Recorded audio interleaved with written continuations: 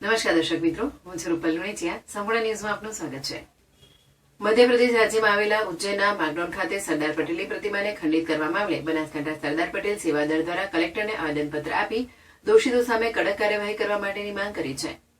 મધ્યપ્રદેશ રાજ્યમાં આવેલા ઉજ્જૈનના માગડોલ ખાતે ગત 25મી જાન્યુઆરીએ રાત્રિના સમયે કેટલાક અસામાજિક તત્વો દ્વારા સરદાર પટેલની પ્રતિમાને ટ્રેક્ટર દ્વારા તોડી તેને ખંડિત કરી સળગાવી દેવાની ઘટનાને લઈ અને સમગ્ર દેશમાં ભારે પ્રત્યાઘાતો પડ્યા છે. જેના પગલે બનાસકાંઠા જિલ્લાના સરદાર પટેલ સેવાદળ દ્વારા સરદાર પટેલની પ્રતિમાને ખંડિત કરનાર અસામાજિક તત્વો સામે કડકમાં કડક કાર્યવાહી થાય તેવી માંગ સાથે બનાસકાંઠા જિલ્લા કલેક્ટરને આવેદનપત્ર પાઠવવામાં આવ્યું હતું, જેમાં મોટી સંખ્યામાં સરદાર પટેલ સેવાદળના કાર્યકરો ઉપસ્થિત રહ્યા હતા અને દોષિતોને તાત્કાલિક ઝડપી લઈ કડક સજા કરવા માટેની માંગ કરી હતી અને જો આ મામલે કોઈ પગલાં લેવામાં નહીં આવે તો આગામી સમયમાં આંદોલન કરવાની ચીમકી ઉચ્ચારી હતી.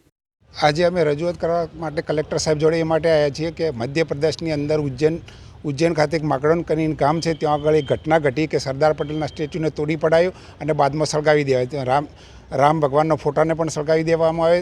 એની માટે જે લોકોએ એનું કૃત્ય કર્યું છે એના ભાગરૂપે આજે સમગ્ર ગુજરાતમાં એસપીજી ટીમ દ્વારા દરેક જગ્યાએ આવેદનપત્રો આપવાના છે.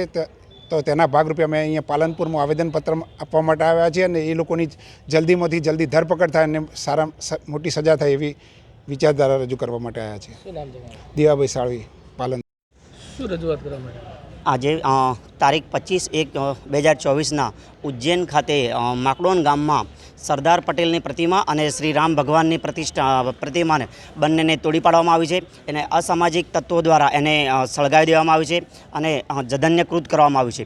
તો આવા અસામાજિક તત્વોને કડકમાં કડક સજા થાય અને વહેલામાં વહેલી તકે એમની ધરપકડ થાય તે માટે સમગ્ર ગુજરાતમાં સરદાર પટેલ સેવાદળ એસપીજી દ્વારા આખા ગુજરાતમાં આજે આવેદનપત્રો આપવાના છે અને દરેકને જલ્દીમાં જલ્દી સજા થાય અને જલ્દીમાં જલ્દી ધરપકડ થાય એવી માંગ છે અમારી. શું નામ તમારું? દિનેશભાઈ નવેરિયા.